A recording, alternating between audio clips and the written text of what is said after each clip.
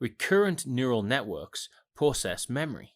The value of a hidden layer neuron is a combination of data it receives from the lower layer and its previous value. Previous value contributes to the current value, and it's exactly this feature that enables the neural network to process memory. So, to sum up, RNNs are a type of artificial neural networks that may be used to analyze time series data or data that involves sequences. When you use an ordinary feed-forward neural network, you need to have a large number of independent data points. However, if the data is arranged in a way that each data point is dependent on the one before it, we will have to make changes to the neural network to account for these interdependencies.